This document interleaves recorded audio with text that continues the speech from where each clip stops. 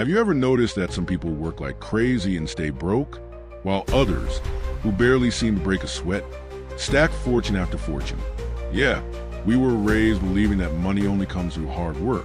But what if that's a lie?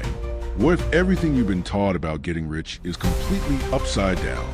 There's a reason why 1% of the world holds almost all the money. And it's not just luck. They think differently. They operate with a rich mindset, a way of seeing the world that school, family, and society never taught you. And this story, it reveals not just how to escape scarcity, but how to reprogram your mind, shift your energy, and see life's game from a higher perspective. If you're tired of chasing money and want to know how to make money chase you, stay with me. What comes next might be the mindset shift you've been waiting for. Arjun grew up hearing that the only way out of poverty was through sweat and labor, just like his father, who worked endlessly in the fields. But one dusty afternoon, he met an old man with a white beard who looked him in the eyes and said, "You could dig holes your whole life and still die poor." That hit him hard. The old man continued, "It's not about muscle, it's about the power of thought." He explained that if hard work alone created wealth, construction workers and farmers would be the wealthiest people alive. But they're not. The game is different. It's about mindset shift, about stepping back and seeing the whole board instead of being a pawn on it. Slowly, Arjun realized the rich play a completely different game. They're not running after money. Money runs after them. The secret? Rich mindset.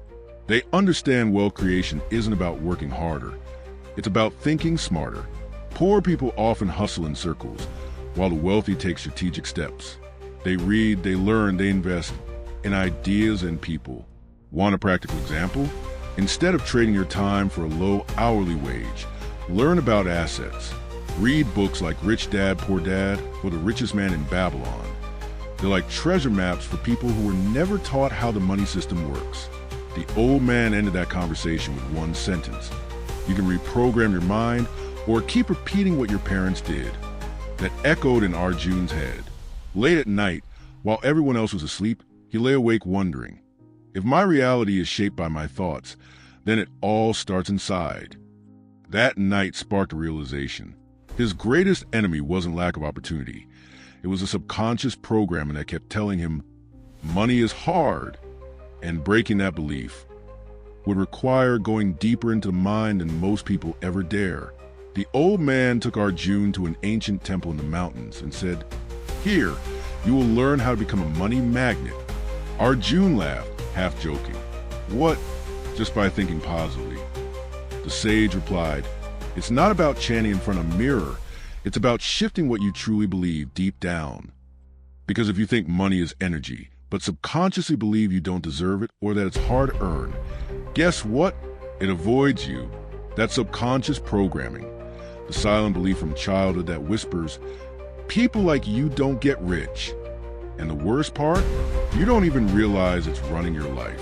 The old man introduced Arjun to the concept of spiritual money making, not religious, but energetic alignment. It's about syncing your thoughts, emotions, and actions so that abundance flows naturally. Arjun started meditating, repeating affirmations like, "I am worthy of financial abundance." He also began watching wealthy people differently. They didn't just make money, they solved problems. They didn't complain, they created value. Try this. Instead of asking, "How can I earn more?" ask, "What problem can I solve for others?" That's the difference between poverty thinking and value creation. One focuses on survival, the other on service. As Arjun cleared out his limiting beliefs, the old man gave him books and tools. Read Secrets of the Millionaire Mind, The Power of Your Subconscious Mind, and study the law of attraction, he said. Arjun learned that to think like a millionaire is not about flexing wealth, but about mastering your money mindset. He noticed how his family's phrases, like "money doesn't grow on trees" or "honest people don't get rich," had silently shaped his reality. He began replacing those ideas with new beliefs. Now, instead of chasing money, he was aligning with his energy, and the universe started to respond. But something deeper was waiting to be uncovered. One day, while they watched the sun set from a hilltop, the old man turned to Arjun and said, "Life is a well-crafted illusion, a kind of theater where most people are stuck playing a role. Arjun raised an eyebrow. What do you mean? The sage smiled and said, "You are not the poor boy trying to get rich. You are the consciousness watching the whole game." It sounded mystical, but it clicked. Arjun had felt it during meditations, that money, success, even identity were just energy patterns.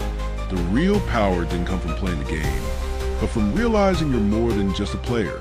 The sage called it the hidden truths. The biggest trap, he said, is believing you are just this body, this job, this story. But when you become the observer, everything changes. Arjun began to feel lighter, like he was waking up from a long dream. He saw that money mindset was just one layer. Real freedom was deeper. The rich live better not just because they have more, but because they've learned how to play, and sometimes how to walk away.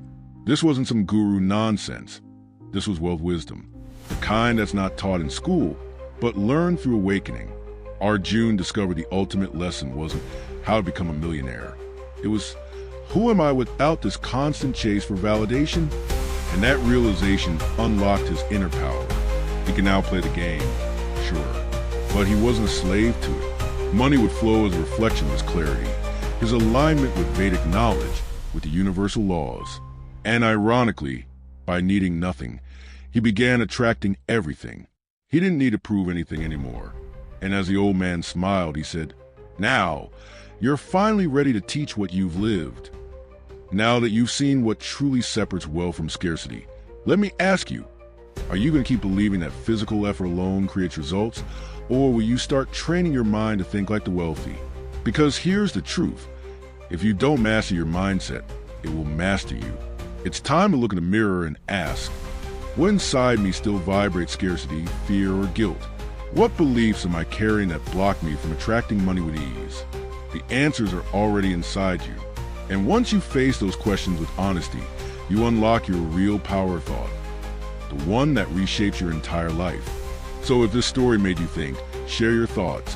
What part hit you the hardest? What realization did you have? And if you're ready to keep growing your mind, your money, and your consciousness, hit that subscribe button, turn on notifications, and let's grow together.